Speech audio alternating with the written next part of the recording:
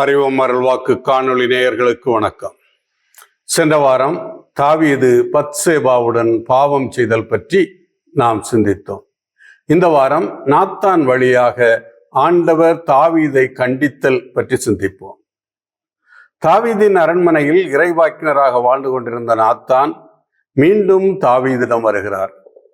என் முன்பாக உனது குடும்பமும் உனது அரசும் என்றும் உறுதியாயிருக்கும், உனது அரியணை என்றுமே நிலைத்திருக்கும் என ஆண்டவரின் வாக்குறுதியை தாவீதுக்கு கூறிய இறைவாக்கினர் நாத்தான் இப்போது ஆண்டவருடைய ஏற்பின்மையை, மறுப்பை அறிவிக்க வருகிறார். நாத்தான் தாவீதிடம் ஏழையும் செல்வந்தனும் என்ற தலைப்பிலே ஒரு உவமையை கூறுகிறார். இந்த உவமையில் வருகின்ற ஏழை உரியா, அவன் ஆசையோடு வளர்க்கும் ஆட்டுக்குட்டி பத்சேபா. உவமையில் வருகின்ற செல்வந்தன் தாவீது.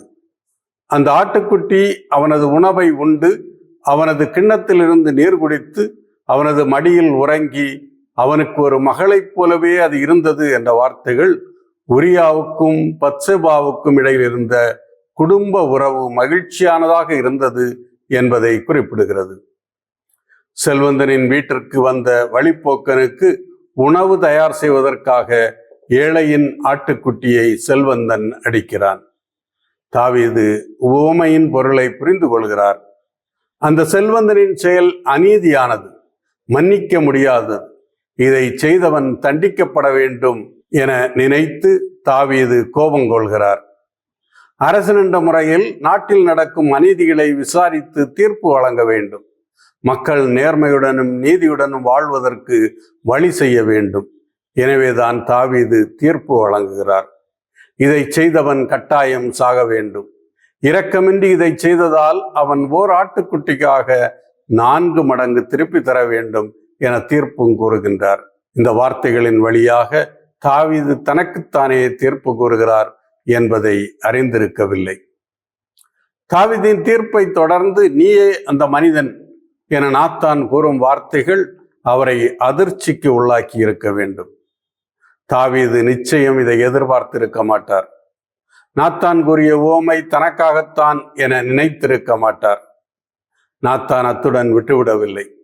ஆண்டவர் தாவீதிற்கு செய்த நன்மைகள் அனைத்தையும் பட்டியலிடுகின்றார்.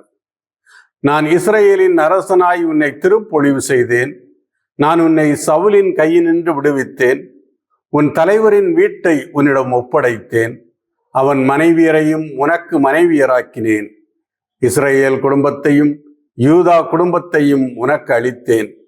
பட்டியல் நீண்டு கொண்டே போகிறது. ஆண்டவரின் நெஞ்சுக்கு நெருக்கமானவர் தாவீது. அவரால் தேர்ந்து கொள்ளப்பட்டவர். எனவே ஏராளமான சிறப்புகளை ஆண்டவர் தாவீதிற்கு செய்கின்றார். இது போதாதென்றால் நான் மேலும் உனக்கு மிகுதியாய் கொடுத்திருப்பேன். பின் ஏன் நீ ஆண்டவரின் வார்த்தையை புறக்கணித்து அவர்தம் பார்வையில் தீங்கு செய்தாய் என தாவீதிடம் நாத்தான் வினவுகின்றார். ஆண்டவர் தனது மக்களின் நலனுக்காகத்தான் ஒரு சிலரை தேர்ந்தெடுத்து மகிமைப்படுத்துகிறார். அவர்கள் ஆண்டவரின் வார்த்தைகளுக்கு உண்மையுள்ளவர்களாக இருக்க வேண்டும். அவரது திட்டத்தை நிறைவேற்ற வேண்டும். ஆனால் தாவீது தவறிவிட்டார். தாவீது ஆண்டவருக்கு எதிராக செய்த பாவங்களை நாத்தான் அறிக்கையிடுகிறார். இத்தியன் உரியாவை நீ வாளுக்கு இரையாக்கி அவன் மனைவியை உன் மனைவியாய் ஆக்கி கொண்டாய். அம்மோனியரின் வாளால் அவனை மாய்த்து விட்டாய் என்கின்றார். தாவீது ஆண்டவரின் சட்டதிட்டங்களுக்கு கீழ்ப்படியாமல் பாவம் செய்ததால் அவர் தண்டிக்கப்பட வேண்டியவர் என ஆண்டவர் தீர்ப்பிடுகின்றார். நாத்தான் வழியாக ஆண்டவரின் தீர்ப்பு தாவீதிற்கு கூறப்படுகிறது. இனி உன் குடும்பத்தினின்று வாள் என்றுமே விலகாது. ஏனெனில் நீ என்னை புறக்கணித்து இத்தியன் உரியாவின் மனைவியை உன் மனைவியாய் ஆக்கி கொண்டாய்.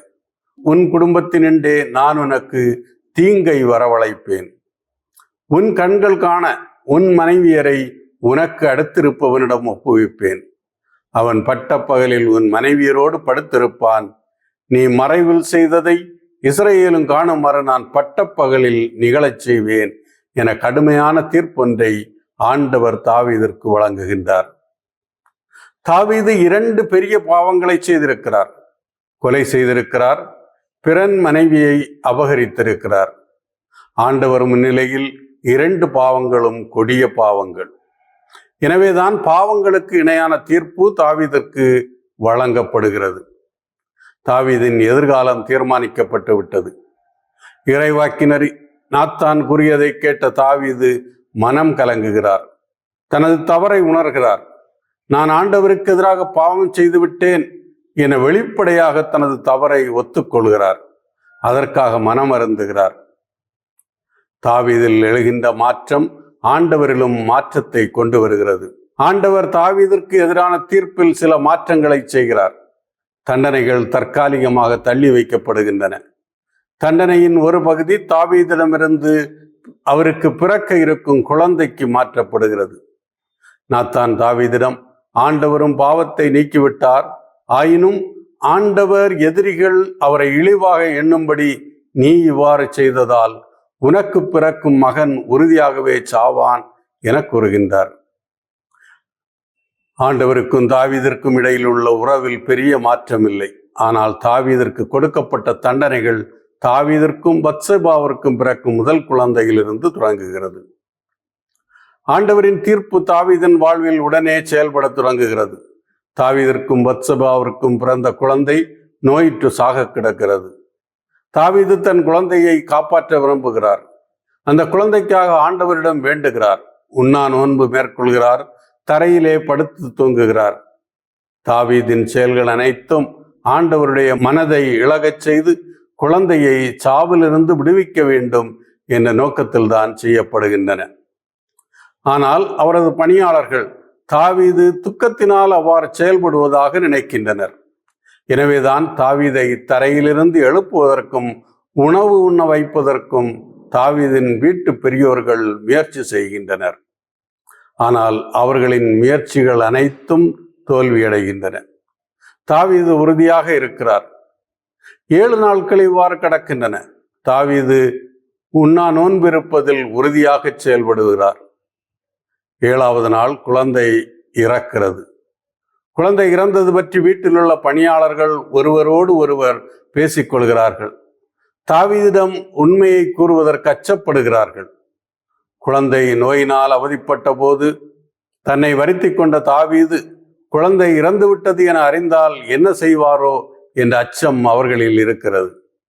பணியாளர்கள் தங்களுக்குள் இரகசியமாக பேசிக்கொள்வதை தாவீது பார்க்கிறார். குழந்தை இறந்துவிட்டது என்பதை உணர்கிறார்.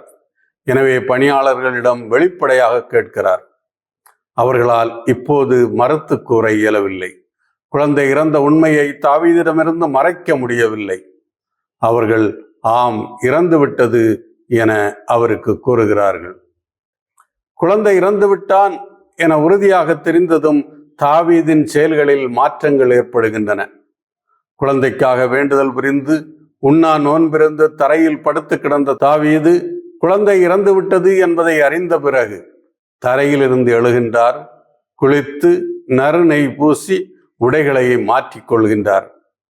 கடவுளின் இல்லம் சென்று ஆண்டவரை தொழுகின்றார். அதன்பின் உணவு உண்கின்றார். தாவீதிடம் காணப்படுகின்ற மாற்றம் பணியாளர்களின் சிந்தனைகளில் குழப்பத்தை ஏற்படுத்துகிறது. எனவே தாவீதிடம், நீர் செய்ததை என்னென்போம்? உயிரோடு இருந்த குழந்தைக்காக நீர் உண்ணாமல் அழுதீர், ஆனால் குழந்தை இறந்ததும் எழுந்து உணவு கொண்டீரே என கூறுகின்றனர். தாவீது அவர்களிடம், குழந்தை உயிரோடு இருந்தபோது ஒருவேளை ஆண்டவர் இறங்குவார், அவனும் பிழைப்பான் என்று நினைத்து நான் உண்ணா நோன்பிருந்து அழுதேன். இப்போது அவர் இறந்து விட்டான். இனி நான் ஏன் உண்ணா நோன்பு இருக்க வேண்டும்? என்னால் அவனை திருப்பி கொண்டு வர முடியுமா? நான் தான் அவனிடம் செல்ல முடியுமே ஒழிய அவன் என்னிடம் திரும்பி வரமாட்டான் என கூறுகின்றார். தாவீது பணியாளர்களுக்கு கூறுகின்ற வார்த்தைகளில் குழந்தையை காப்பதற்கு தான் எடுத்த முயற்சிகள் அனைத்தும் தோல்வியடைந்து விட்டன என்பதை ஒத்துக்கொள்கிறார். கடவுளின் திட்டத்திற்கு அவர் அடிபணிகிறார். அதன்பின் தாவீது தனது மனைவியான பத்சேபாவுக்கும் ஆறுதல் கூறுகின்றார். அவர்கள் கூடி வாழ்ந்து மீண்டும் ஒரு குழந்தையை பெற்றெடுக்கின்றனர். அவனுக்கு சாலமோன் என பெயரிடுகின்றனர். ஆண்டவர் அவன் மீது அன்பு கொண்டிருந்தார் என ஆசிரியர் பதிவு செய்கின்றார். ஆண்டவர் சாலமோனை அன்பு செய்கிறார் என்பதை காட்டுவதற்காக இறைவாக்கினர் நாத்தானை தாவீதிடம் அனுப்புகிறார். இறைவாக்கினர் நாத்தான் சாலமோனை எதிதியா என அழைக்கின்றார். எதிதியா என்ற பெயருக்கு எபிரேய மொழியில் ஆண்டவருடைய அன்புக்குரியவன் என்று பொருள். தாவீதிற்கு பிறகு சாலமோனை அரசனாக அரியணை ஏற வைப்பதன் வழியாக சாலமோனை ஆண்டவர் உண்மையாகவே அன்பு செய்தார் என்பது வெளிப்படுத்தப்படுகிறது. தாவீது பத்சபேவுடன் தவறு செய்வதும், அவர்களுக்கு பிறக்கும் முதல் குழந்தை இறப்பதும், அதன்பின் ஆண்டவருடைய அன்புக்குரியவனாக சாலமோன் பிறப்பதும், தாவீதின் படைத்தலைவனான யோவாபு ரபா நகரை முற்றுகையிட்டு அம்மோனியர்களுக்கு எதிராக போர் புரியும் காலத்தில் நடக்கிறது. இறுதியாக யோவாபு அம்மோனியர்களை வெற்றி கொண்டு அவர்களின் தலைநகரான ராபாவுக்கு தண்ணீர் வழங்குகின்ற நீரூற்றுகளை கைப்பற்றுகிறார். நகருக்கு தண்ணீர் தருகின்ற நீரூற்றுகள் பல நேரங்களிலும் நகருக்கு வெளியே இருக்கலாம். நீரூற்றுகள் கோட்டைகளால் பாதுகாக்கவும் படலாம். ரபாவிலும் அவ்வாறு இருப்பதாகவே தெரிகிறது. யோவாபு நகருக்கு தண்ணீர் வழங்குகின்ற நீரூற்றுகள் இருந்த கோட்டையை கைப்பற்றிவிட்டார். இனி ரபா நகரை கைப்பற்ற வேண்டும். பண்டைய காலத்தில் ஒரு நாட்டையோ நகரையோ அரசர்கள் கைப்பற்றும் போதுதான் அது அவர்களின் கட்டுப்பாட்டில் வருகிறது. அரசன் இல்லாமல் படைத்தலைவன் கைப்பற்றினால் அவனுடைய பெயரில் தான் அந்த நகரம் அழைக்கப்படும். அரசனுக்கு பெயரும் புகழும் கிடைக்காது. எனவே யோவாபு தாவீதிடம் தூதரை அனுப்பி, ரபாவுக்கு எதிராக போரிட்டு அதன் நீரூற்றுகளை கைப்பற்றி விட்டேன். இப்போது எஞ்சியுள்ள மக்களை நீர் ஒன்று திரட்டி நகருக்கு எதிரே கூடாரமிட்டு அதை கைப்பற்றி கொள்ளும் என கூறுகிறார். தாவீதும் மக்கள் அனைவரையும் ஒன்று திரட்டி ரபாவுக்கு சென்று அதற்கு எதிராக போரிட்டு அந்த நகரை கைப்பற்றுகிறார். நாட்டை கைப்பற்றியதன் அடையாளமாக மன்னனின் தலையிலிருந்த மகுடத்தை எடுத்தார். அந்த மகுடம் பொன்னாலும் விலையுயர்ந்த கற்களாலும் செய்யப்பட்டதாக இருந்தது. 1 தாலந்து எடை கொண்டதாக இருந்தது என பதிவு செய்யப்பட்டுள்ளது. 1 தாலந்து என்பது பெரிய எடை. இதை ஒரு அரசன் அணிந்திருப்பது சாத்தியமில்லை. எனவே இந்த மகுடம் அம்மோனியர்களின் கடவுளான மில்கோம் அணிந்திருந்த மணிமகுடமாக இருக்கலாம் என அறிஞர்கள் கருதுகின்றனர். தாவீது அதனை எடுத்து வந்து தான் முடிசூட்டுவதற்கு பயன்படுத்துகின்றார். மேலும் அங்குள்ள மக்களுடன் ஏராளமான கொள்ளை பொருளையும் கொண்டு வருகின்றார்.